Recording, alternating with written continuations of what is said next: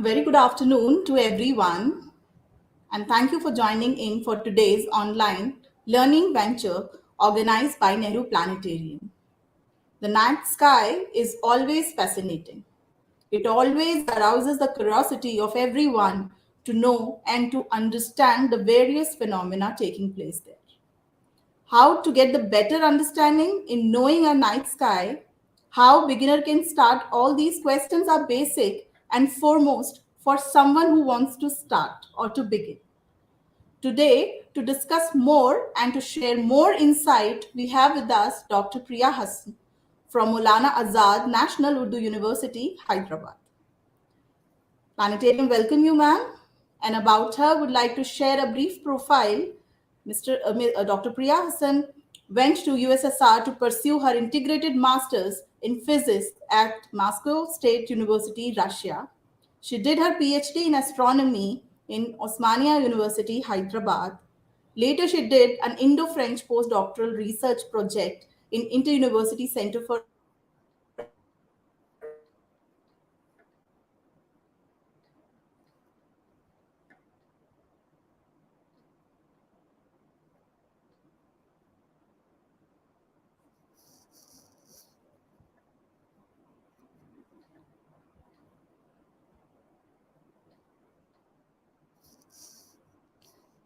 Hello, I can't hear you, Priya.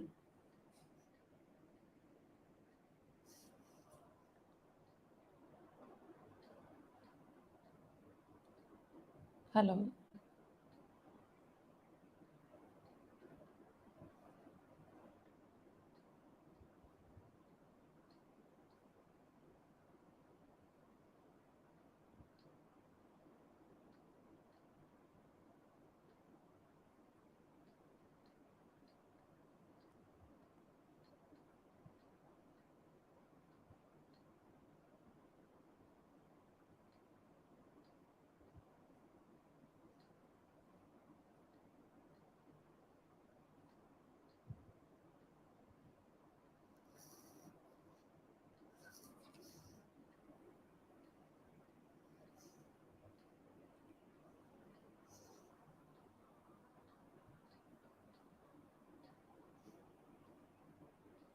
Hello, Prerna, I can't hear you. Should I proceed? Please send me email if you want me to proceed.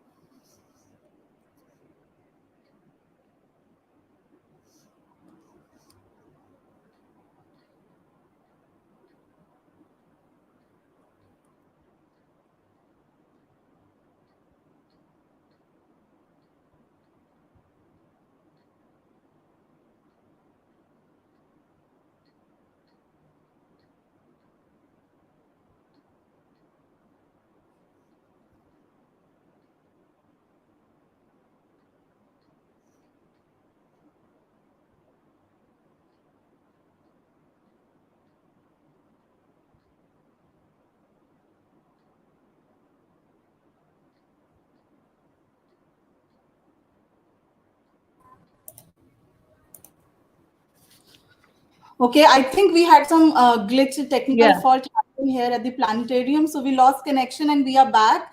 Heartful apologies to everyone. And sorry, Priya ma'am. I think these kind of happen in online portal when we are coming online. So sorry. So we'll begin again. So about Priya ma'am, as I was giving her introduction and meanwhile I lost my connection. So I'll again introduce her. About her, I like to share that Dr. Priya went to USSR to pursue her integrated masters in physics at the Moscow State University, Russia, where she did her integrated masters in physics. She did her PhD in astronomy in Osmania University, Hyderabad.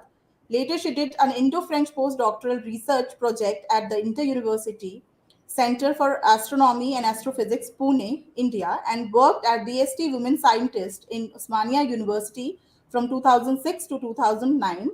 She taught at Mufakhan Jha College of Engineering and Technology, Hyderabad, and joined later Maulana Azad National Urdu University in 2015. She is very actively involved in popularizing astronomy education by conducting several online webinars, lectures, and workshops. And today she'll be talking on Introduction to the Night Sky. So, Planetarium, welcome you, ma'am. And all the people are excited to know the detailed insight about this topic, because night sky is always fascinating and everyone wants to know more about it.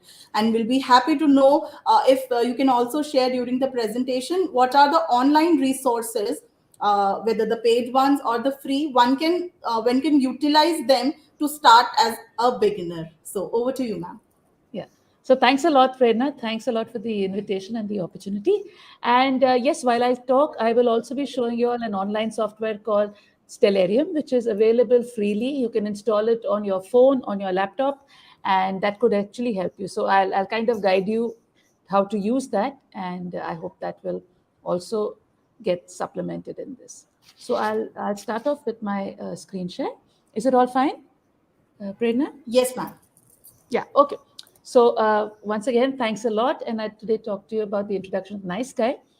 And like Prerna also mentioned, which is true for everyone, the night sky is truly beautiful. These are some very beautiful images taken by a friend of mine, friend of ours rather, who's Dorje Anchuk, who actually works at the Indian Astronomical Observatory at Hanley. And you can see if you actually check his website, you'll see amazing pictures which he's made of the night sky, which is obviously beautiful. And astrophotography is a field by itself, which is very interesting and very encouraging. So most of you all, like I said, if you look up at the night sky, there are various things that you may find interesting about it.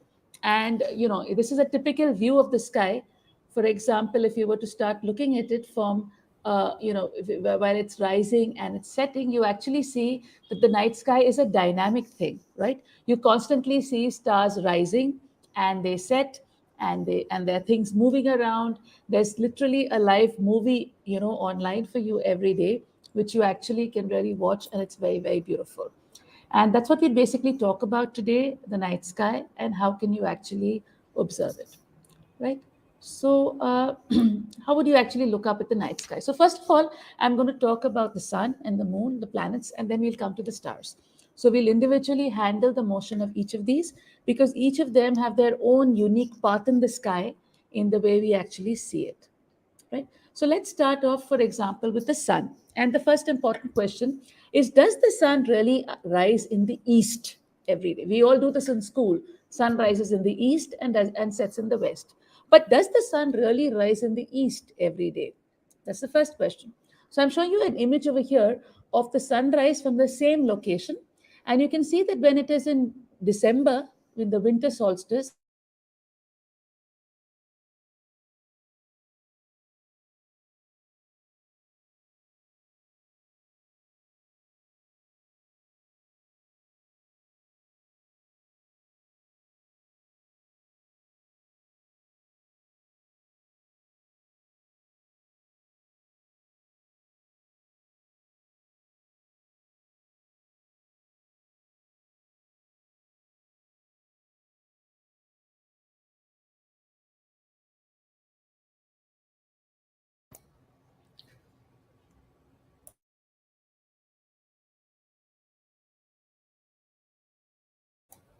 I think Priya ma'am is having little problem with the internet connection.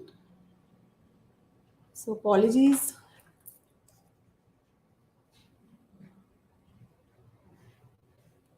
Apologies, dear participant. I think she'll be joining in a minute or so.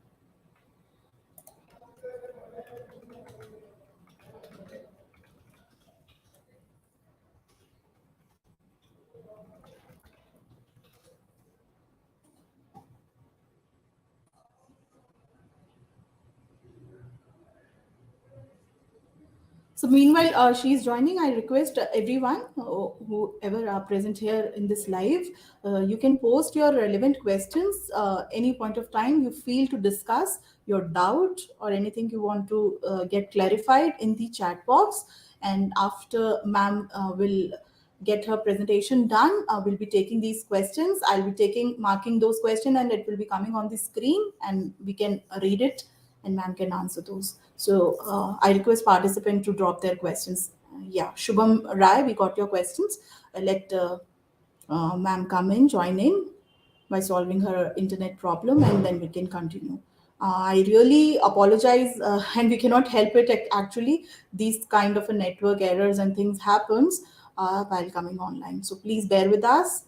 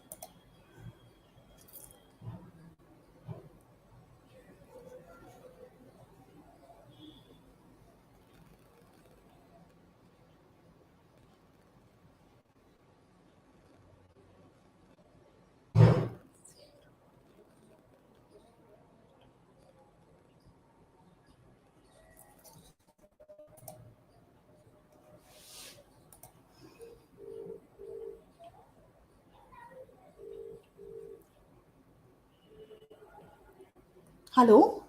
Yeah, Priya ma'am, you lost the connection. So you have to join again with the same link. Yes, yes, yes.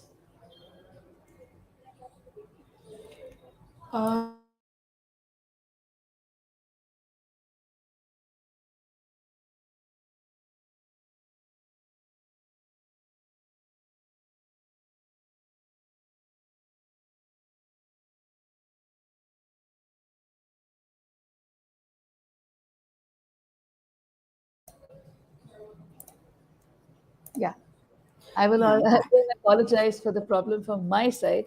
So we'll yeah, just proceed. I'm sorry. Okay. So I'll continue with where I stopped from. Is that I was yeah. asking the question: does the sun rise in the east? This is it, right?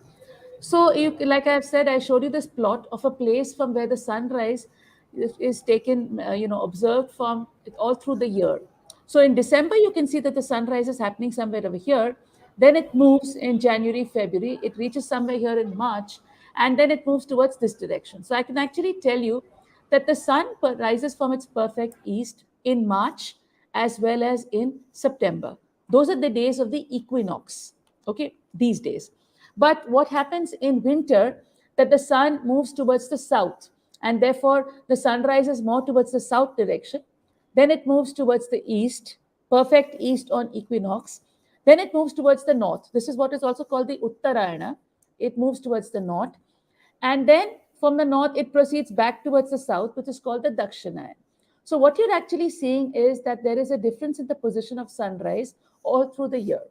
Many of you all may have even observed it in terms of your houses.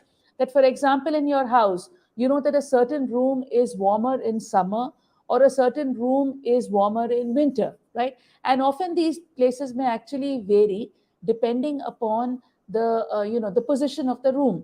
So what happens is that because of the difference in sunrise point, you are going to have a difference in say which room is warmer through the year, right? Which you can see in this picture, and you can often see it even in your own house. If you just have a look at where is the sunrise happening from, you can see that that point is kind of varying, right? It varies every gradually through the months. You can actually notice that. Ma'am, you can have the full screen mode because it's coming in a slider form. So I think Okay. while you are changing the slide, the full Okay. I'll screen just, mode. yeah, I'll try it again and I'll see. It's the winter.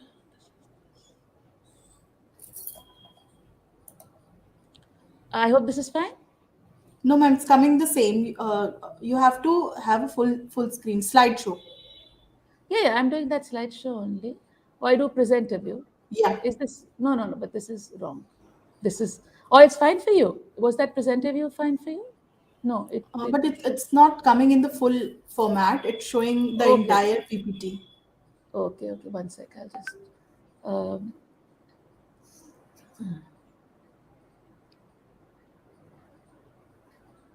okay. Uh, is this better? Or you can see next slide. Yeah, we can see in the slider.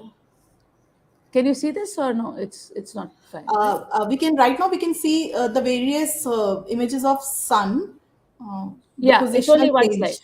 Only Yeah, one slide, no? yeah. Just see, this is presenter view. Can you see it fine?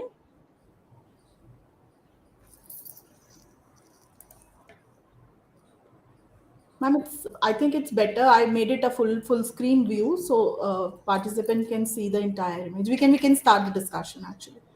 Should I continue or should I try it again? No, ma'am, it's continue. Just the image was start on the screen, so student was started asking that whether the slide is getting changed or not because they cannot identify it. But now the current slide coming on the screen is the positional change of the sun. Correct. That's the right one. Yeah. Okay. Now you can see that NLMA? No, no. Right now, also the same slide is coming on the screen. Okay. So I will just show and let me try it once again. I don't know why this is happening. So I'll say stop screen, right? Or what do Yeah. I do? Stop screen, and I don't know why this is happening like this. Now is it fine? It's coming on the same, ma'am, actually. Oh God. There So is some try. option, right? There is an Uh, option in slideshow, no, somewhere.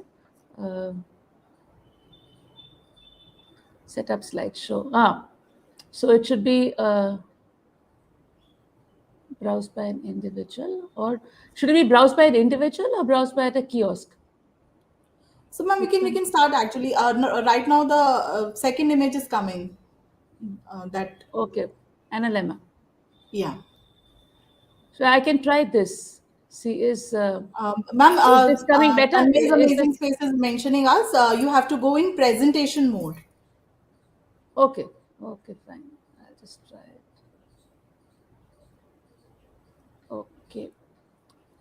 No, I know that, but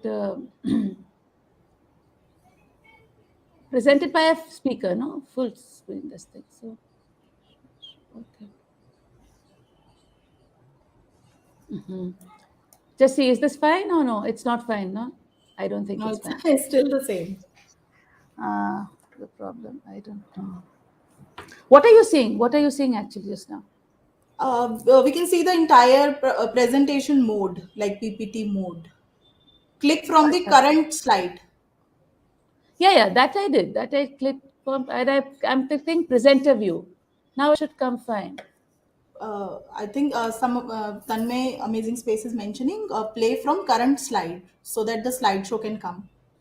It was Yeah, coming that's what. earlier, but when See, this is play from current slide, but it's not fine, no? yeah, still the same.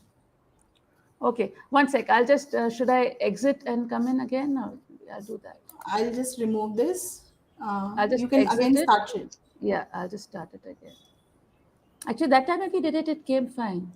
Yeah. Sometimes this thing behaves also crazy, and today already we've had to mess Yeah. mess up. The things are lagging and we are getting delayed. Yeah.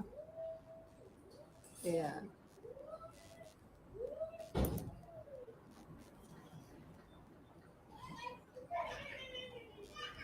Now is it better? Same, ma'am. It's not coming. Just try F5 so that it come in a presentation mode. Okay. F5 is the same thing as slideshow, na? I can Yeah, let me try play from start. Is it better down this? it's coming the same, ma'am. It's coming with the numbers of slide coming on the left. Or you can see all these slides. You can see all these. Then is this better like this? Now is it okay? Yeah, now we can have a full screen. Yeah. Okay. We'll. Okay. Now see, is it better now? Yeah, it's better, ma'am. Okay. Fine. It's not letting me go to the next slide. Oh God. Okay. Okay. So fine. Is it fine now? Can I proceed? Yeah, it's fine, ma'am. Now the slide which is on the screen is looking up at the sky. So you have to change it. No, I've already changed it. Just see, it should come. Is it now coming with that NLMA or that No, sunrise no, from no. various points? The freezed, the same slide looking up at the sky. I I don't know what is happening to this thing. Yeah, Now what you can see? the image, the next slide which you were discussing, no? After the positional change. Okay. Now it's fine? Eighth slide is, Now yeah, eighth now slide is is this coming. fine? Okay. Yeah. Please Okay. go ahead, ma'am. So, yeah, okay. So now what we are seeing in this image is you are actually seeing if you were to look up at the sky at the same time, right, from the same place, what would be the position of the sun, right? So if you were to, for example, over here, you can see that this is the position of the sun in March as well as in September. That is at the equinox days, right? And you can see that gradually the sun moves more northwards, right? It moves towards this side when it comes till June. And this is our period of summer, right? So in summer, there is a little bit of disturbance coming. Okay, so in summer, you can see that this thing is coming up over here, right? And that is why it's generally hotter, right? At the same time of the morning, the sun is at a higher position than at, say, in March or in September, right? So this is how it happens in March, in June. While in December, at the same time, you'll see that the sun is much lower down in the sky, and therefore it is cold, right? Because the earth is not heated up, and therefore this is winter. And therefore, like this, I mentioned to you, is the position of the sun at the same time from the same place all through the year, which is also called an analemma. So, an analemma basically tells you how is the position of the sun changing all through the year from the same place. And what you can basically see is that this position, we don't have too much time to talk about it, but essentially there's a difference even in the speed. We know from Kepler's law, there's a difference in the speed of the Earth while it goes through its orbit. So there are certain parts when the sun is faster, it's fastest during the January period, which is the perihelion period, and it's slowest during July, which is the aphelion. I would also like to bring this to your notice that January is the time when the sun is actually closest to us, which is the perihelion. And this is actually, Pradya, I think you need to mute something. There's some sounds coming from some children or something. Okay. Hello. I think you need to mute. Okay. So, so what you can see is So what you can see over here is that this is that NLMS. And like I mentioned to you, that the sun is closest to us, the perihelion actually happens in January. So often people think that because of the elliptical orbit of the Earth, winter is when the sun is further away from us and sun is when the sun is closer. But that's absolutely wrong. Winter is actually the period when the sun is closest to us. It is the perihelion, which is in January. Aphelion is in July, and therefore the seasons are definitely not caused because of the difference in distance. It's basically caused because of the tilt of the axis, right? So therefore, this is again the same thing I was talking about in the, if you remember, in the analemma, which you can see over here, that, like I mentioned to you, in the equinoxes, the azimuth the attitude of the sun. You can see that in the azimuth, in the what happens is you have the pure east point on the equinox days, right? And then it moves towards the south and it moves towards the north. So in summer it moves northwards, and in winter it moves southwards, which is exactly what I was talking to you about, which is called the Uttarayana and the Dakshinayana. So, therefore, what you can see is because of that, the declination of the sun, we'll come to declination very soon, but this is slightly going a little ahead. The declination of the sun, or the angle of the sun, is such that it's zero at equinox. It increases to 23.5 in summer solstice, and then comes back to minus 23.5 in winter solstice, right? So, that is the motion of the sun.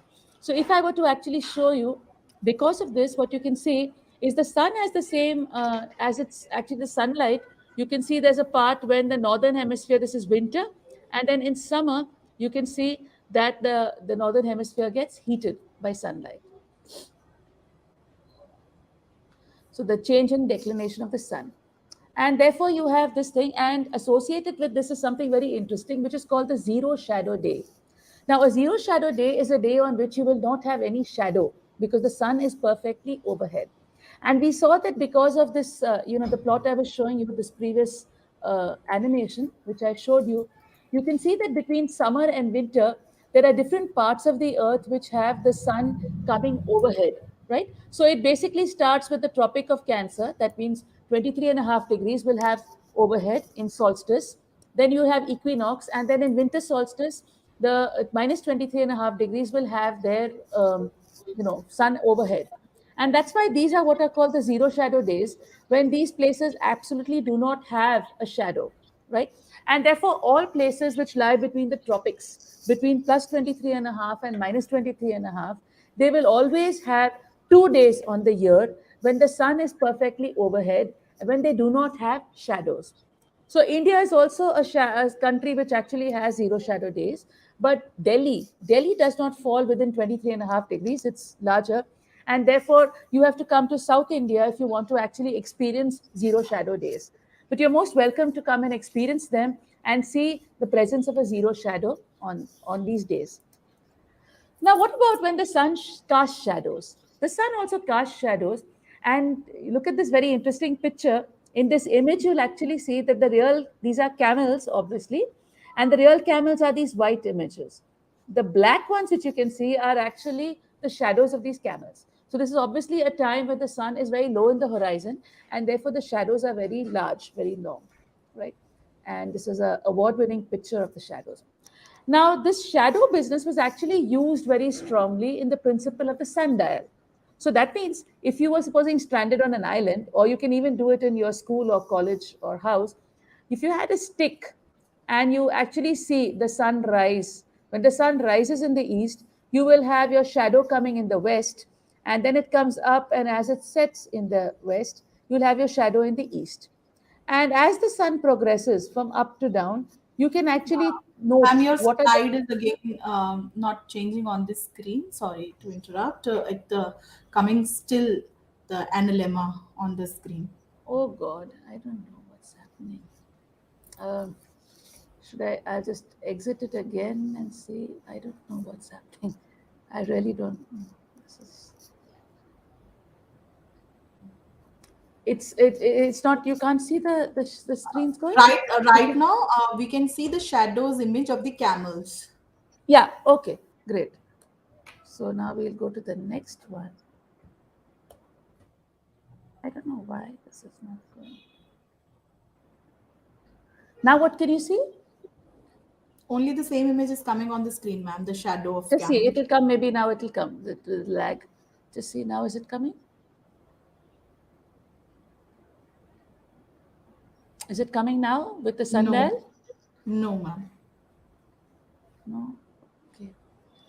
Yeah, now it's sundial. I think it's taking time because of the lagging. Yeah, yeah, Now the yeah, yeah. principle of sundial, slide number 16. Okay, great. So you can see it well. Okay.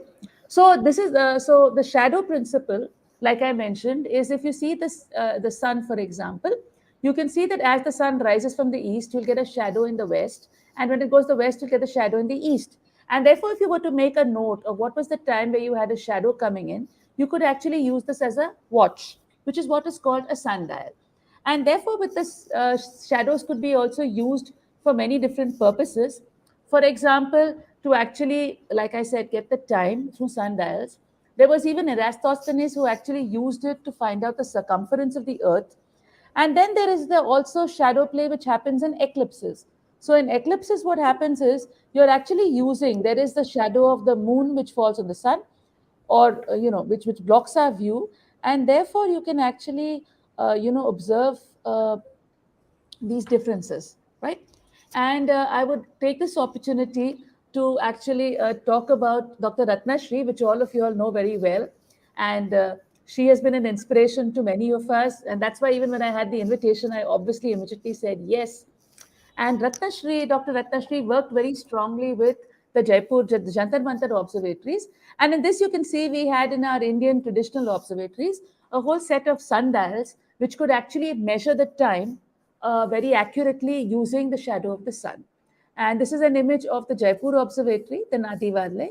But there are various other sundials, even in Delhi, in Jaipur, in Udaipur, Ujjain, etc., which actually use this very principle. So typically what is happening is that if you were to actually look at the sun, again, the same thing which I was talking about, if you actually see that if you were to, depending upon your position from the equator, in the equator, you'll have the sun perfectly rising and setting. But supposing if you were at a 50-degree north equator, latitude, then in that case, you will obviously have an inclination of the sun, right? And because of that inclination of the sun, the intensity of the sunlight would decrease, right? I'm sorry, but this thing has come a little later, where I was talking about the zero shadow day. So as you can see that there will obviously be a day twice when you live between the tropics, where you would actually have your zero shadow day. So this is an image of the zero shadow day in Hawaii.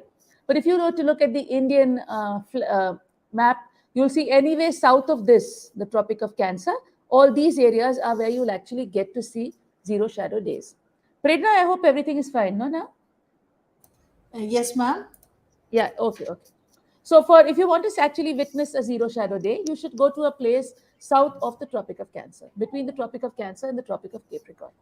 So typically for various, these are markings which actually show you the two zero shadow days for approximately for different parts of the south of South India, right?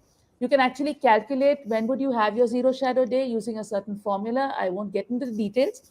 But what is much more helpful for many of you all is on your phones, on your Android phones, you can actually download an app called ZSD, which actually notes the zero shadow day for different countries, and you can actually find out the zero shadow day for the place where you live. So, for example, for Hyderabad, I could find it out to be a certain day and time, and you could actually do that for this year too, because the zero shadow days will come soon. First one is generally sometime in May, second one in August. The August one is generally a washout because of the monsoons, so you'll have to look for the May zero shadow day. Now, so that's about the sun. Now, let us move ahead. But the problem is when we observe from the Earth, there are basically 6 motions of the Earth which we have to actually consider into consideration. So it's like you're on a rocking ship which is moving. So whatever you observe from the sky, you have to keep account of what's happening. How are you actually moving? And therefore, if you actually consider the motion of the Earth, you can see that there are various motions of the Earth. One is the rotation, the day and night cycle. Next is revolution, which causes the years. Then there's a precession. The axis of the Earth, like a top, it goes around. But the precession has a period of 26,000 years. So it's a slow movement. Other than that, there's a movement of the barycenter, which is the center of mass of the Earth and the Moon, due to which there's a wobbling which happens of the Earth, okay, which is a small wobble. There's also a change in ellipticity of the Earth's orbit, which actually moves from this to this. The present value is this. It has a time period of 100,000 years. And this is actually related to the ice ages or the difference in seasons. The tilt of our axis also varies with a period of 40,000 years. But essentially, the last 4 motions are not very important. The bigger difference comes because of rotation and revolution. And that's what we are going to concentrate on today. So the rotation is what gives us our diurnal motion, which gives us the day-night cycle. and therefore that's an important consideration. The other one is the revolution, and along with the revolution, the other important thing to consider is the tilt of the axis, which is what causes the seasons, right? So these two things are what we need to consider when we are looking up at the sky with reference to the sun. We are now going to move on to the moon and going to see what happens about the motion Ma'am, of the still, moon. again, the slide is on the principle of the sundial. So I think this, while you are changing it, if you can just mention it, because then we can read. Yeah. Now the motion of the moon is coming on the screen. Okay. But then if I put presenter mute, then it goes. So 1 minute. Can you now see? Which one can you see? Motion of the moon. Okay. No, actually, there's a slight time lag also, no? Yeah. Now, should I repeat that material or I just No, continue no, with no, no, moon? no. The matter is clear, but just the students cannot see the image, so they are Okay. mentioned. Now, can you see motion of the moon? Yeah. Now the motion of the moon is coming on the screen. Okay. Is it now fine? Now, can you see the next one phases? No, the slide is not changed. Just see.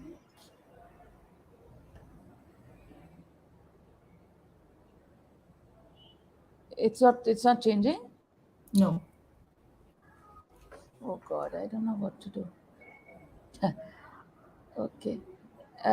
Okay, now can you see motion of the moon? Yeah. Motion of the moon is on the screen right now. And the next one phases you can't see. No. Array. I don't know what is the problem. Okay. Then I'll have to exit every time or what? Okay. So, what about the motion of the moon? Now, obviously, we all know that the moon revolves around the Earth in an orbit, right? And the period is about 27.3 days. There are two, this thing, that is the sidereal month and the synodic month. So, the sidereal is what repeats with the same part of the sky. And if you actually see, you can see that since the moon has to do 360 degrees in 28 days, so approximately it has to do 13 degrees per day. And this basically means if you saw the moon today at a certain point, tomorrow the position of the moon from the same place at the same time would be 13 degrees away, right? And that's the kind of movement it's going to have. Now, the moon's movement causes phases of the moon as well as the tides. And now we can look at the phases. Can you see this, Prerna? Can you see this phase of the moon slide? Yes, ma'am. We can see the Oh, not the phase. The only the motion of the moon is coming on the screen. you can't see phases of the moon, the No, text. no, no. Oh God, I don't know what's happening. I really don't know what's happening. Yes, now the phases of moon. Yeah, but then, okay, I'll try doing something. Okay, so now what we can see is one thing which we obviously see always about the moon is its phases, right? So here what we can see is that, for example, let's say the left has the sun, right? The moon is going around the earth. That is the basic first motion of the moon. And therefore, the sunlight, when you look at the moon from the earth, we see the sunlight partially or fully or not at all illuminate the moon. And therefore, what you can see at the right is the view from the moon. And here you can see this is the sunlight. So, depending upon your view of the moon, you can see the moon in different phases. And this is what we call phases of the moon, right? Where you can see only a certain lit part of the moon, right? Now, can you see, does the moon rise in the east? Still, ma'am, we have the same image of Earth, moon having the rotation, Now you and should view have, from us. does the moon rise in the east? No, the phases of the moon and slide number 31 is on the screen. Okay, now 32, do you see? No change, ma'am. Yeah, does the moon rises in the east? Oh, you can see it. Oh, I think this lag is creating the problem. Yeah, it's a lag. Actually, the lag because So now you can internet is. see 32, right? You can see Yeah, 32. we can see 32 slide. Does the moon rise in Okay. the east? Okay. I'll mention the next one. So now we'll ask the same question. Does the moon rise in the east? Because we know that because of the rotation of the earth, everything in principle has to rise in the east and set in the west, right? Because the rotation of the earth is like that. So the sun, the moon, the stars, everybody, everyone has to rise in the east, set in the west, right? So if we ask the question, does the moon rise in the east? Like I said, all celestial objects have to rise in the east and set in the west, right? But the again, even in the case of the, if you look at the moon, you'll see that it actually again exactly like the sun, it rises either north or south of the east and sets north or south of the west, just like we had it in the case of the sun. So, if, for example, if you were to look at like I told you, you have the moon rising every day, it has to move by 13 degrees. And approximately in an hour, it moves about half a degree, which is the size of the moon, right? The moon has an angular size of half a degree. So, every hour it goes one step like this. And in that way, it goes half a degree per hour to the east, right? And in that way, we can actually see. I'll I'm now on 34. Can you see 34, Brenna? No, I'm 32. 32 is on the screen. You didn't see 33 also? No. Okay, one second. Can you see it now? Yes, 33. Yeah. Motion. So this was 33, where I was talking about the movement of the moon, where it's going 13 degrees per day to the east, right? And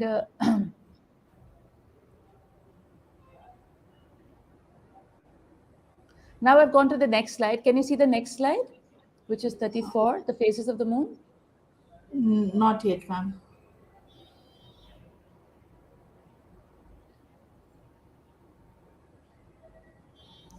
Just tell me. So essentially, Till the 33, 33, 33 side slide. okay. What's happening? I'm really confused. Um,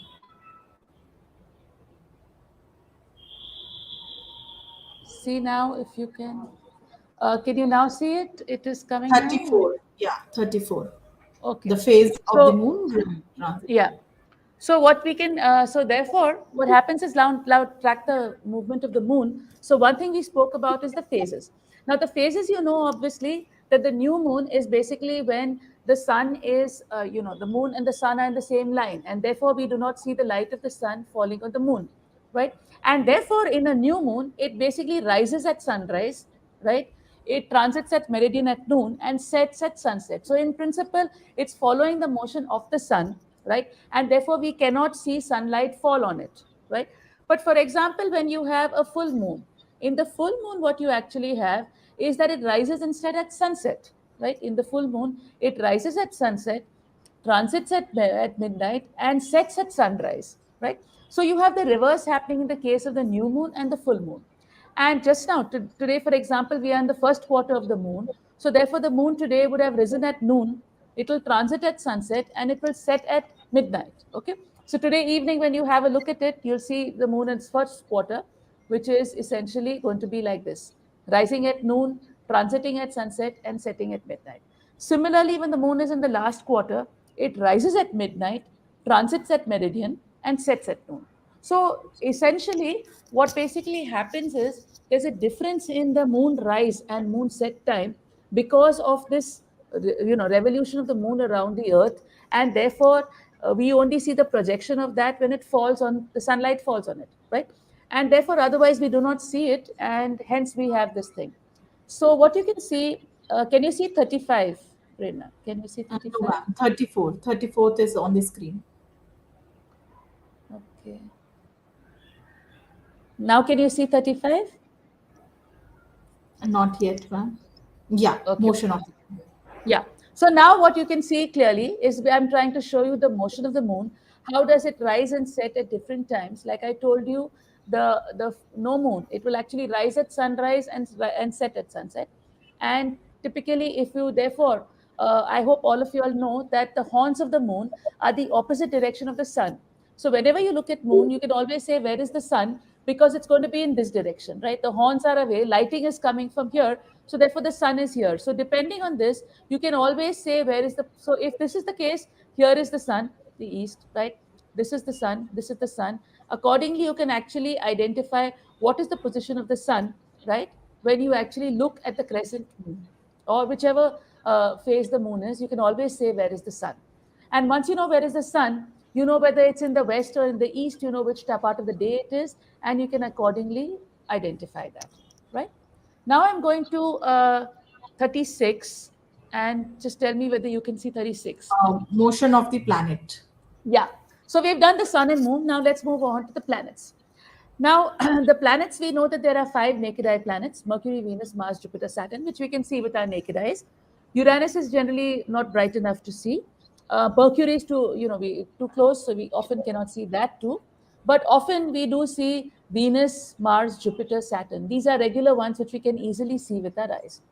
But the problem is that the planets have their motion. And what is the motion of planets? The planets are going around the sun, right? And the plane in which they go around is what is called the ecliptic, right? And therefore, the orbits are actually coplanar with the orbit of the Earth. But because of that, they actually move in a slightly strange manner, which we can see here. I'll show you that. And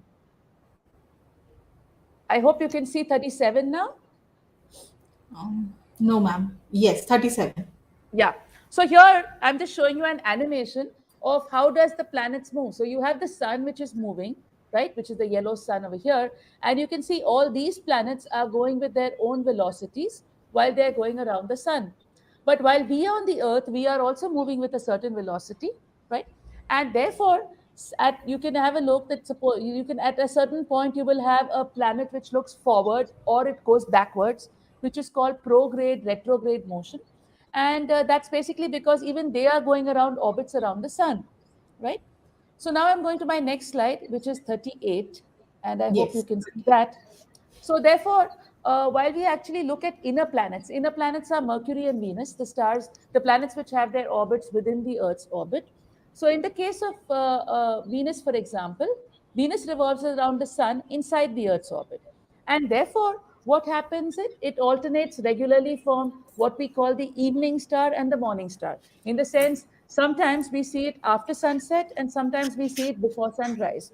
So, depending upon which part of its orbit it is on, with reference to the sun, we actually see it as the morning star or the evening star, right? So it spends about 9.5 months as the evening star. Now it's the evening star, and about the same length of it's some amount of time as a morning star. So we see it accordingly ahead and behind. All right. We'll move to the next one. Can you see this? The Still outer on the. planets. No, Yeah. ma'am. Yes, outer planets. Yeah. So that was the Venus. Now, what happens to Mars and Jupiter? Like I told you, you can see in this animation, this is the Earth, which is blue. Mars is red. So what you can see is that as the Earth is going around, Mars is also going. You can see at some point it's ahead, at some point it's behind, and then it's ahead, right?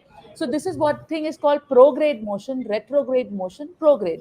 In the sense that sometimes Mars seems to be moving ahead, then it seems to move going back. But that's basically because the orbit of Mars is like this, and sometimes the Earth goes ahead, and sometimes the Earth is left behind, right? And therefore, when we look at the orbit of Mars, we have this kind of a thing happening. A similar thing happens also when you look at Jupiter. Jupiter also goes forward and backward because while it rotates, that's fine, but it takes about 12 Earth years to complete one orbit of the Sun. So it's doing 12 years, we are doing 1 year. So as we do our 1 year and Jupiter is doing its 12 years, it's obviously going to come forward and backward at different times, depending on our view, right? Like when I'm doing 1 to 1, I'll see it over here, but I'm saying 2 2, then I see it over here, and then 3 comes here. So it goes left and right, you know. And this is exactly why planets were called planets, because they were wanderers. They were moving left and right, back and forth, and that's why it was always difficult to trace their orbits compared to the orbits of stars. Stars have very regular orbits, they go directly from east to west. But planets had this zigzaggy kind of motion, which actually made it confusing, right? So now I'm going to go to the next one. We are finally going to motion of stars. I hope you can see that. Slide Yes. 40. Yes. Yeah. So now what happens to stars? In the case of stars, it's far more simpler. They all rise in the east and they all rise in the set. And they don't have this kind of an irregular motion like that of stars.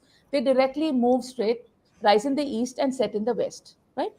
The only difference being is that here, if we see, I hope you can see my slide, right? You can see that this is a place where, can you see the stars rotating? 41. Uh, Can you see yes. 41? Yes. Yeah. So this is 41. So if you were looking from a typical place in the sky and you were to wait all night, you would see the stars are rising and setting, right? Rising and setting. And typically there's one point in the sky where you see that the stars are neither rising nor setting. And that is exactly the direction of the pole star, right? So the pole star or the Earth's axis is this point, while all the other stars seem to be rising and setting, right? And these are, so first thing you can do in the night sky is that when you look at the night sky, you can identify the position of the pole star. Now, the pole star is going to be at a height which is approximately the latitude of your place. Okay. So, look up in the sky, see where you see stars rising, stars setting. You anyway know approximately where is your east and where is your west, and you'll be able to find the pole star. The other way of finding the pole star, which is very simple, is looking at these two constellations. This constellation is called the Ursa Major or the Big Dipper, the Saptarishi, which is made up of seven stars: one, two, three, four, five, six, seven. You take these first two stars, extend it to a distance of five times that distance, you'll come to the pole star. There are times in the sky when you do not see the Big Dipper or the Saptarishi. Then you will see this other constellation, which is called Cassiopeia, which looks like a W. Now, the wider W, if you intersect, I'll show it to you in Stellarium also. You intersect it, you'll come to the pole star. So you can easily identify the pole star. I'll now come to the next slide, which is slide number 42, right? On circumpolar stars. Please let me know if you can see it. Yes, we can see Yeah. circumpolar. So if this is your pole star, and you can see all the stars rising and setting, this is your pole star. Circumpolar stars are those stars which are always above the horizon. That means from a given point, you will always see them up. They are basically going around the pole star. They circumpolar. They go around the pole star. And the ones which are within your latitude, you will always see them above your horizon, right? So I'll show you an animation of it, which you can see. Uh, that you can see these circumpolar stars that yeah, so if you actually see them, you can see that these stars uh, in the northern hemisphere, you can see while they are rising and setting, you can see it. I'm sorry for this audio. I don't Ma'am, want it's the not audio. playing. The clip Yeah, is not so playing. the clip is It's not not. moving. No. Okay. uh, Sorry. Oops. Now can you see the clip moving? Just let me know. No, ma'am. Yeah, I You'll think see it's it right. taking time. Yeah. Yeah, it's So taking here what you second. can see is that again, I'm just again trying to show you an image of stars rising and setting. And the clip is not loading. So you can actually see this kind of a motion. This is a real picture taken, and you can actually, if you to keep your camera exposed, you will get images like this, which are called star trails. You know, the straight lines which you're getting, which are the images of the stars, right? The star trails. And this is the kind of image you will actually see, right? Okay.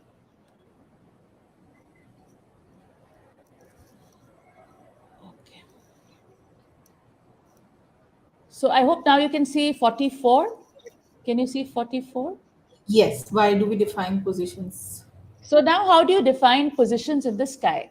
So we already spoke about the motion of the sun, the moon, and the planets. Now, how do we define motions in the sky? So if you want to define motions in the sky, we do it using a coordinate system, right? So please see over here. I hope you can see my slide number 45, which Yes, actually ma'am. show you what are called the local coordinates. So the first, if you want to identify a star in the sky, you talk about its altitude, which is the height above the horizon, altitude, right? And the second thing which we measure is what is called the azimuth. Azimuth is the angle from the north point towards the east, right? So from the north point towards the east, I measure this angle. This angle is my azimuth, while this one is the altitude. And this is what is called the local coordinate system, okay, for local coordinates.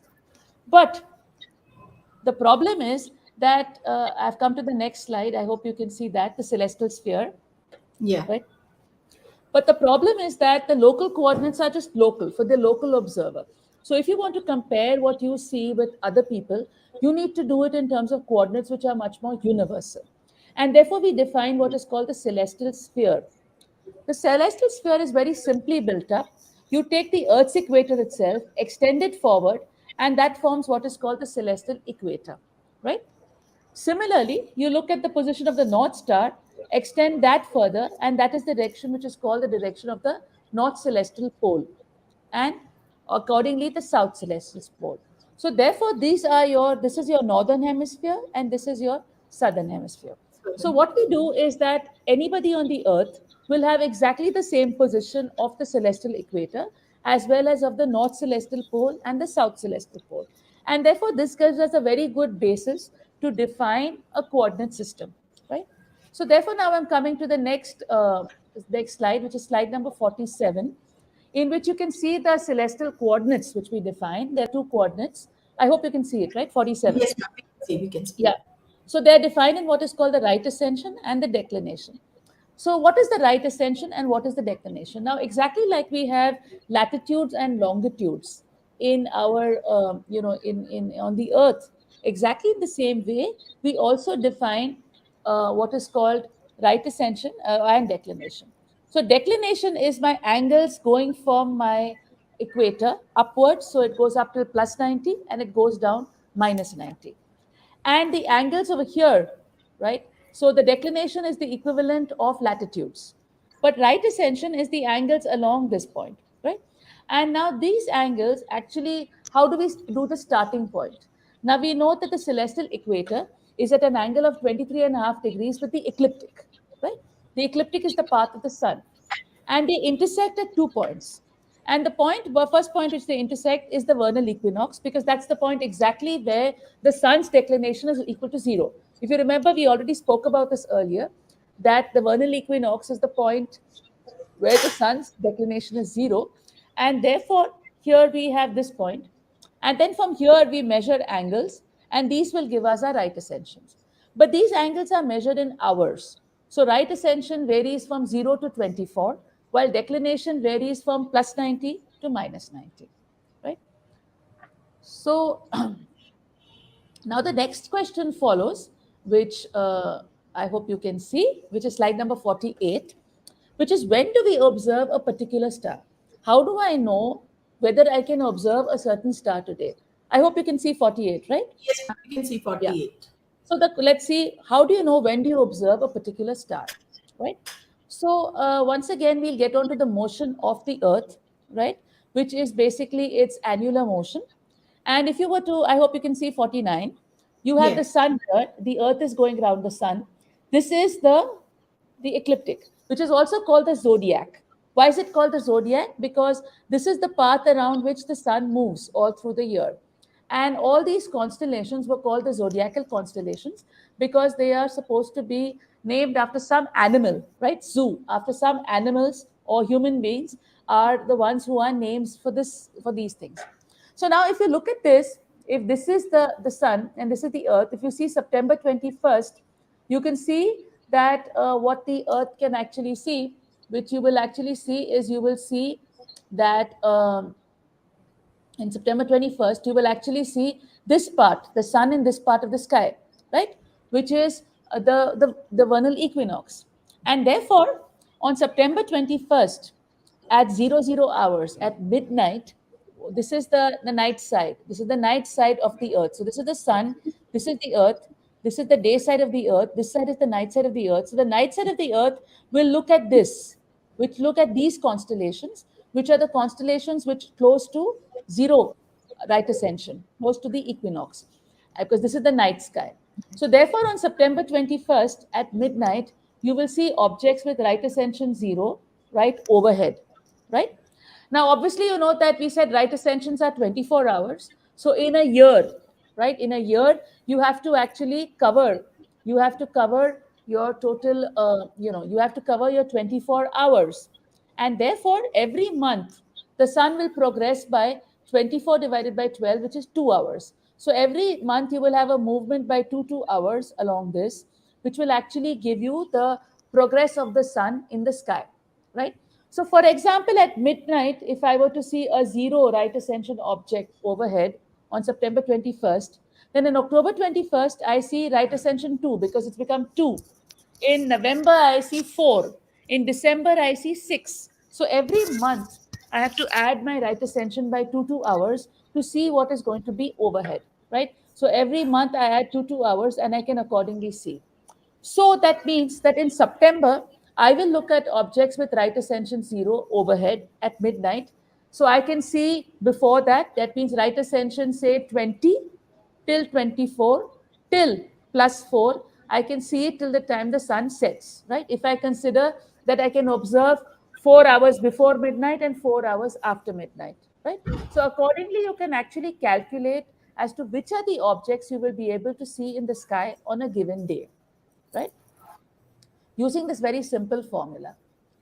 Now, we are today also going to talk a little bit about, I hope you can see slide 50, which the Yeah. deep sky objects. There are various deep sky objects which are very interesting to see. And actually, you would be very happy to know that even in a place like Delhi, where the sky is bad, we recently also had a very good online webinar on by Sona Shukla, where she's actually taken very beautiful pictures of these objects from her balcony, very much in Delhi. So you can even observe these objects even from a bad sky, like the sky of Delhi. So I will. This is the sky map for March, for the month of March, which we will. I hope you can see on your screen, right? Yes, ma'am. You can see over here overhead. This is the constellation Gemini with Castor and Pollux, and this is the constellation Leo, which looks like a question mark, right? Here you can see this is the Big Dipper, 7 stars, Saptarishi, 1, 2, 3, 4, 5, 6, 7. Take these two, go this distance about 5 times, and here you'll come. This is the Polaris. This is the pole star. So use these two stars to go ahead, go about 5 times the distance, and the star you'll come to is the Polaris star, the pole star, right? So when you look up at the sky at about 9:30 in the night today, you will see Castor Pollux, Gemini, this constellation right on top, and you will see Big Dipper, and with that you'll be able to identify the pole star, which will be at a height which is the latitude of the place where you are, wherever you are. So I am now going to show you all demos using Stellarium, not SkyMap. But SkyMap is also a software which you can install on your Android phone. Stellarium you can install on your phone as well as on your laptops as well as your desktops. And we will now walk through that and you can have a look at that. And I'll conclude my talk with this. And after this, we will have the demo, okay, with which I will actually demonstrate to you how to use Stellarium. So I'll just end with this thing that the sky is an infinite movie and you never get tired of seeing it. But I'll stop with this and I will now get on to showing you our. With what screen can you all see at present? Ma'am, the 53rd screen, the last screen, Okay. the sky Okay. is So in. I'll stop this. And now I will just do a very short demo of Stellarium, okay, because I wanted to do that. And Stellarium is a software which uh, you can, like I said, you can install it on your phone, you can install it on your laptop, you can install it on your desktop, and just let me know if you can see it. It's still not yet open, so I'll just wait for it to open. Yeah. So please install it on your phones or your laptops or your desktops, and it will be a very good way for you to actually identify things on the sky, right? So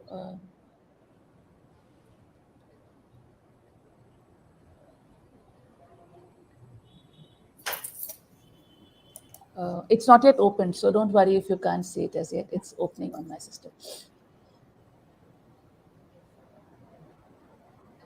Yeah, it's opening. So can you see my screen, Prerna? It Yes, is full screen. yes, ma'am. Yes, ma'am. We Great. can see. Okay. So this is the Stellarium thing. You please install it. You'll be able, it's a free software. So here you can see that this is giving you the position of the sun and the moon today, right? Now, if you see on the left over here, there's a location window where you can add your locations. My location is set on Hyderabad, so I'm keeping it there. You can also set your date and time. and you can set what are the option of the objects you want to see. If you want to search for something, you can search for it from here, right? So let us first have a look at some of the things we were talking about today. Let me rewind a little bit for today morning. This is giving me the date. This is the 11th of March at this time. So let me go a little earlier in the date. Let us go for sunrise. And I would like you to see, this is the point of the east, right? And now this is the night. Now we are saying the sun is rising. And you can see that the sun has risen not exactly at the east, right? This is our south point because we are now moving from winter to summer, right? So it was closer to the Dakshinaya, to the south, and now it is over here. And now I'm going to show you what I showed you in the other image. That is the motion of the sun. So I'm going to change the months. Okay. So this is the month of March. And if you actually see, I'm going to move this a little bit here because we know that you see now on the 21st is the equinox. So therefore, you'll see on the 21st, the sun is going to rise almost at the east point, right? And now I'm going to move the months here. If you see now, you already know that next month it's going to be summer. So it's now going to move towards the north. So you can see clearly the sun has moved towards the north.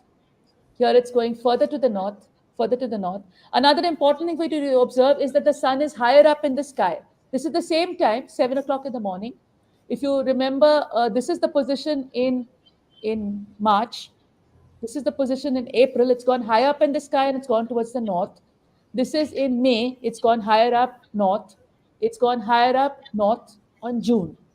And now, if you remember, I explained to you that after June, it's now going to again move back towards the south. So now when I go for 7th, you see it's moving towards the south. And it's going lower back into the sky because now summer is over. So then it goes back and comes back here. I should have actually showed you, sorry, I should have showed you September is the time when it's going to again be at the east point. And then as it goes to October, November, December, you see it's going towards the south. So I was basically trying to show you a movie of Uttarayana, Dakshinaya. So you remember the analemma which I showed you, the 8, the mark of 8. This is exactly that mark of 8, right? This is exactly the mark of 8, which I showed you, right? So I'm showing you at the same time, from the same place, the position of the sun for different months. So you see here in June, it's high up in the sky towards the north. And then as I'm going to July, it's coming lower, moving towards the south. And in December, it's right down. And that's why December is cold and June is hotter, right? So actually, June 21st is exactly when it's going to be hottest in the sense the sun is highest up in the sky. But the problem is that is the period when we also have the monsoon. And therefore, because of that, the hottest day is not exactly happening in June, but it happens in other times. In Delhi, it happens in August, right? But it slightly varies depending upon the monsoons, right? And now I'm going to concentrate on the moon. Now, many of you all know that Holi is on the 18th, right?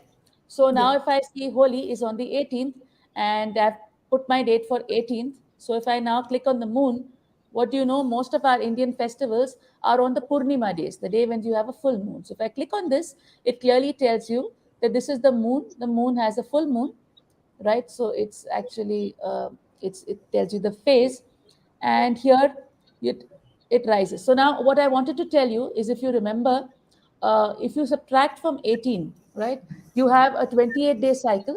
So from the full moon, if I subtract 14 days, about the fourth, right, that would be the date of the new moon, right? So let me rewind this and go to the date of the new moon.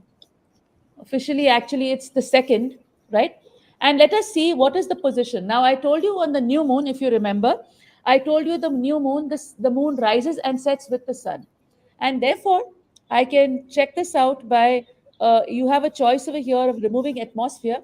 So here I can now see the moon, and you'll actually see that as my time progresses, the sun rises, and you have Mercury obviously next to the sun, you have Venus also next to the sun, and you will have uh, the moon over here following the sun, right? And therefore, in this case, we will have the moon coming in this way, right?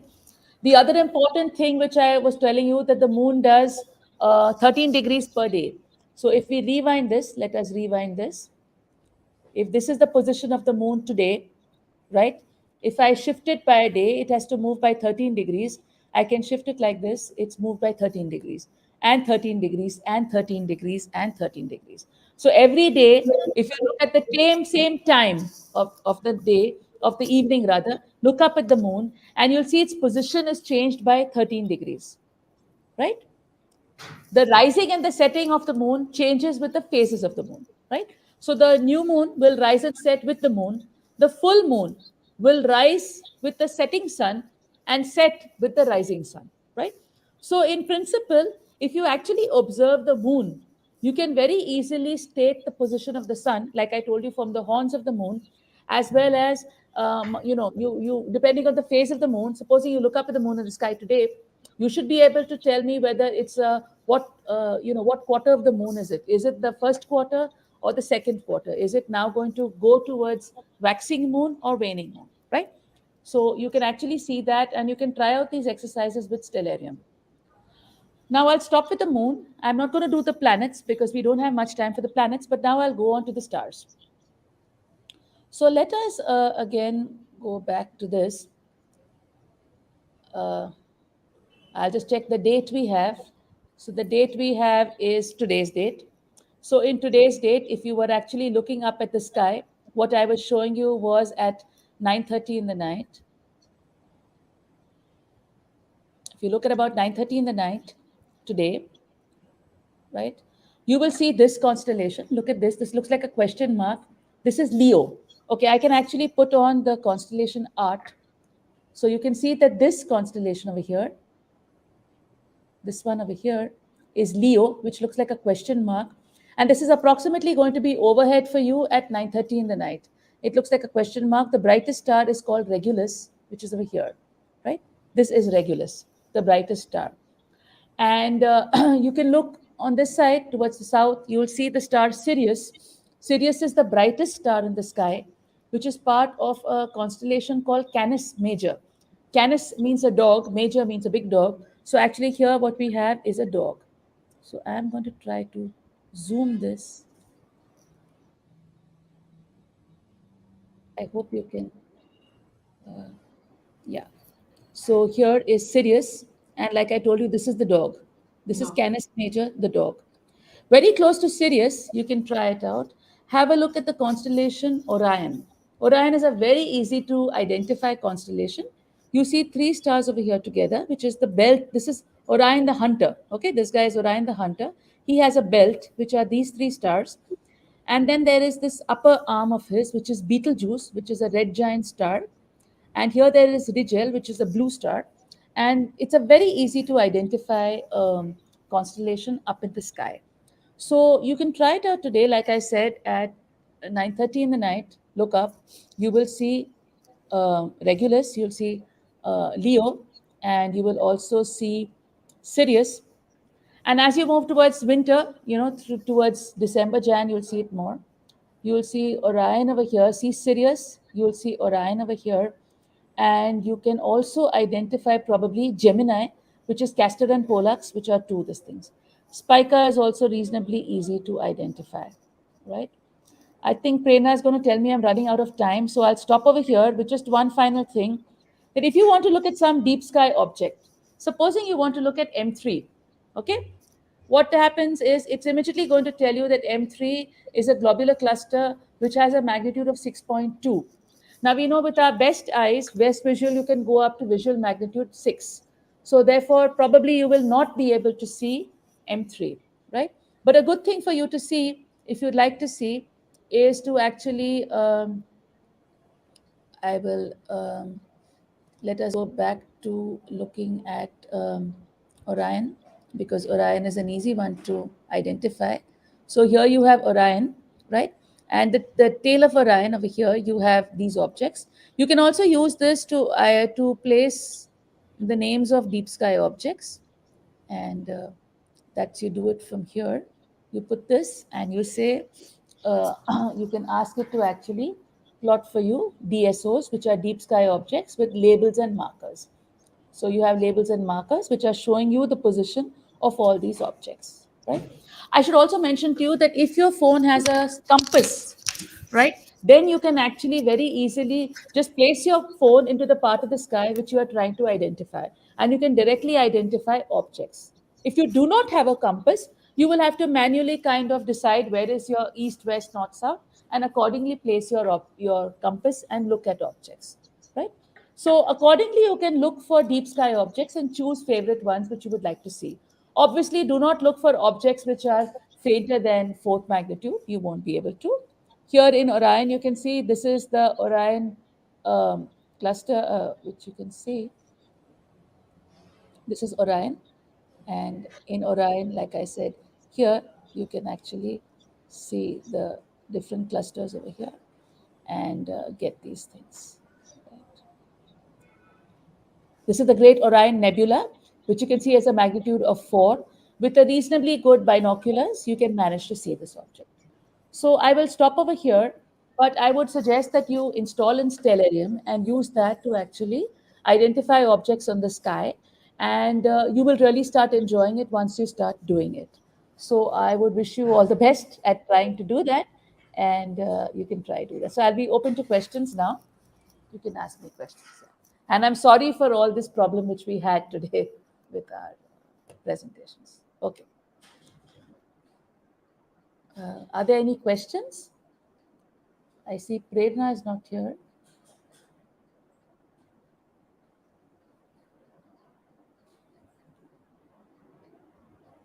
Oh, Prerna is here. Okay.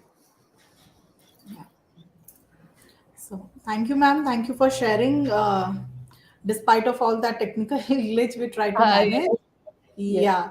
So and these are the part and parcel of coming online and having discussion, but still we have Yeah. to manage certain things. And also thank you for mentioning Dr. N. Ratnashree's work during the presentation. Yes, we cannot deny.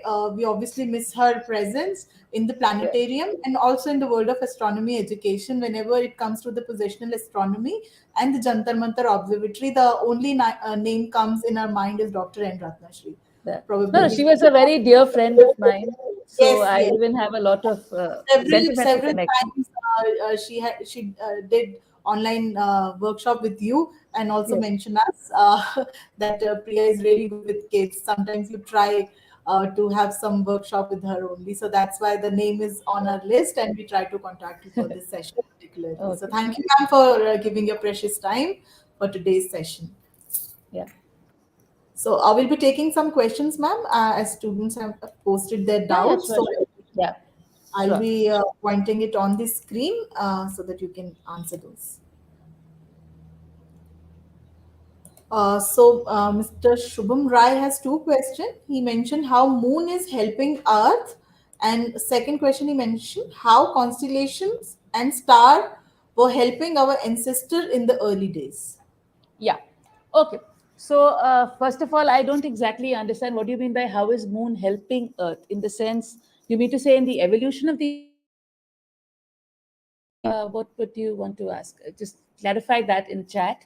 Till then, I will answer the second question. Constellations and stars helped our ancestors for many, many reasons. And specifically in terms of India, what happens is, like I showed you, the constellations which are visible in different times of the year, right? So, therefore, often seasons were associated to constellations. Like, for example, the winter sky is always associated to Orion constellation, right? And therefore, what happens is, especially in India, being an agricultural country, you basically people observe the sky to actually see where is the sun positioned, to know what is the season, so that they knew how to, how to do their agriculture, which crop to seed, what is going to happen, when do they need to cut, what do they need to do. So that is the major role they played in terms of seasons. And therefore, you see all our Indian festivals essentially are all associated to astronomy, which is associated to the seasons, because that is what is very essential for agriculture. You need to know when do you need to plant the rice crop, when do you need to do maize, when do you need to do whatever crop you need to do. And therefore all the festivals also essentially were Purnima nights, because that's a night when you had the moon. If you remember, I told you the full moon rises with the sunset and sets with the sunrise. So that's the night when you can party all night, you can be awake all night, you had natural lighting, and they marked important days, like Holi is, or almost all our festivals are marked in that way, right? And for example, other cultures, for example, if you take the British culture, or the Western cultures, the ones while they were capturing the sea, if they captured the sea, the most important part for them was navigation, because you're out in a ship in sea, you don't have any idea of location, right? The only way you can do that is by stars, because if you can identify where's the pole star, you will know your direction towards north, and based on that you can define other directions. And therefore for them it was also important, for example, for navigation. But other than that, even the calendar system is again based on astronomy. So constellations and all that were very important. Depending on which constellations you can see, what is the what's going to happen. Your second question, which you did not, you didn't clarify, but I thought maybe I can or should, is that the moon, if you see, the moon is a very strange satellite. Most planets, their satellites are much less massive. The moon is very massive compared to the other satellites of the solar system. And therefore, the moon has actually helped the Earth a lot in its evolution. For example, uh, in even in the existence, what first of all, therefore we have theories for why do we actually think that why do we actually think that the moon is so large. We actually think that most probably the moon was actually got because of a collision. There was an object which collided with the Earth called Theia, and when it collided to the Earth, it actually caused the leftover part is this thing. And therefore and moon phases, it's a very good way of timing, right? So it actually gives you a lunar clock, right? The phases of the moon is the easiest thing to observe, and it actually gives you a lunar clock on the basis of which is very strongly associated to our to our these things. Another thing is that even seeing the craters of the moon, it is probable that a lot of the impacts which could have fallen on the Earth actually went off onto the moon, and kind of the moon saved us from a lot of impacts which were probable, right? Another very important thing about the moon is the tides. The moon creates the tides, which actually does churning of the ocean. So evolution of the of life started from the ocean, right? But churning, or mixing of the ocean is obviously very important for existence of life, because it actually balances amount the salt content as well as other factors which are there. And therefore you have the tides, which have definitely played a very important role in actually in actually the evolution of life.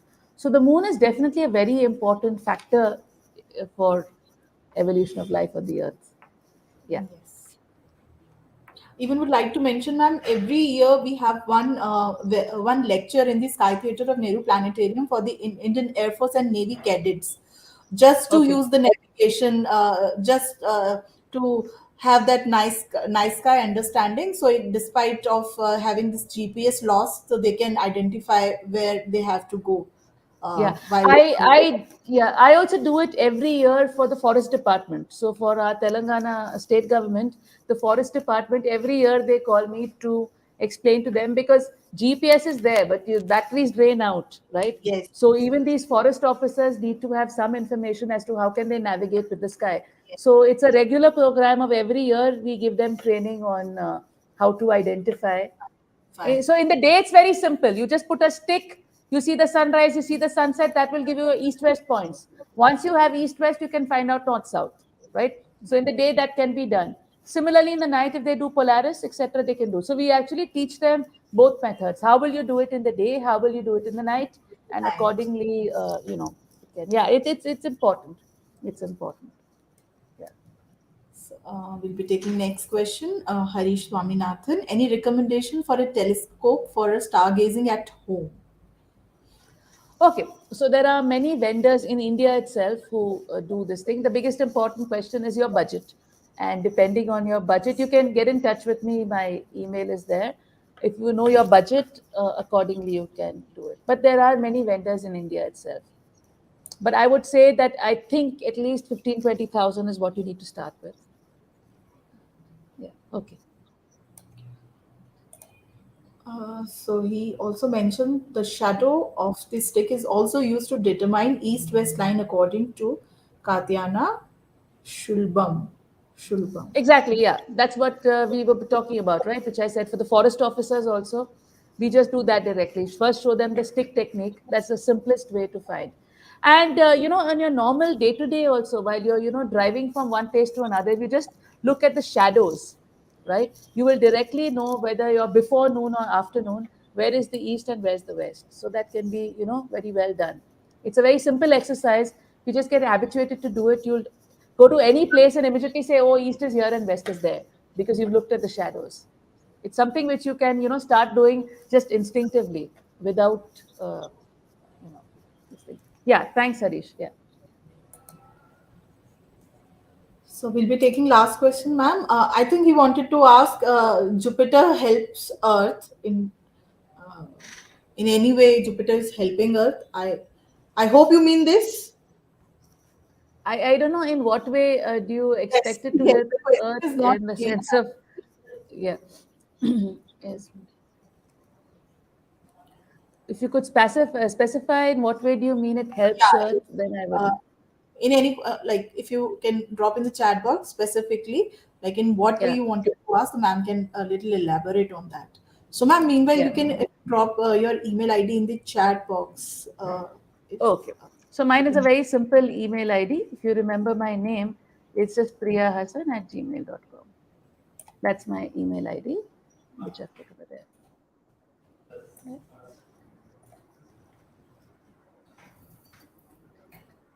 So I'm mentioning it, Priya. Priya, it's priya.hassan@gmail.com. No, ma'am. Yeah, I've typed it. Oh, it's gone in private chat. Has It's it coming gone on in private private? chat. I'm just copy pasting it. Yeah. Oh, sorry, sorry. All right, I think this will wrap today's session because we already extended the time. So the video will Yeah. take longer time to get into the YouTube. So thank you, everyone. Thank you for joining Yeah. for today's session. And thank you for your utter patience to manage with this critical lagging and hanging things. Sorry, apology. But at the end of the I want day, to say sorry. I want to say sorry because I was like wondering what's happening. this kind of things happens, we cannot help it. Obviously the coming online is have their own pluses and minuses, but That's right. this is the new normal of COVID-19, which everyone is very much used to. At least the Yeah. knowledge sharing is going on, so that is something we should applaud and celebrate. So thank you for That's right. giving your precious time, ma'am, and Yeah. elaborating this beautifully the introduction of night sky, and also the various resources which you tell about the stellarium and sky map. I think those are the really easy one which any beginner can start using those before buying telescope. I think this is something which should have basic first, to have that theoretical knowledge first, and then can plan their budget accordingly what type of telescope they wanted to. Because generally what happened, the young kids come at the planetarium and they start, we just have to buy a telescope. Their parents are also very interested that our son or our daughter is very much interested in astronomy education, so what telescope we should buy. But I think using this platform, I would like to comment on this, and I would like your comment on this. It's better to have little basic knowledge first rather than investing a money on buying a telescope. What would you like to say, ma'am? And then we'll close the session. Yeah, I obviously it is better to have some experience before you buy the telescope because otherwise, in excitement, people buy it and then don't use it, right? Yes, So you yes, need to see because often it's a test of patience. The sky can be bad. Sometimes you've got to stay awake. Sometimes it's cold. Sometimes it's late in the night. You need to get up in the morning to observe a certain event, etc. So I think a good idea is to start off just with actually, if you go to my YouTube video, we actually have even people who've done astrophotography using mobile phones, right? You can yes, actually do that. So there are yes, many things without investing money in them. You can already start working. There are various citizen science projects. There are various things which you can do. And then you actually gauge your interest because finding it interesting is one thing, but being able to dedicate time and energy into it is another thing. So that needs to be tested by making yourself start doing some work and then see if you're continuing with that work. So I think it's a good idea to first get into the whole thing.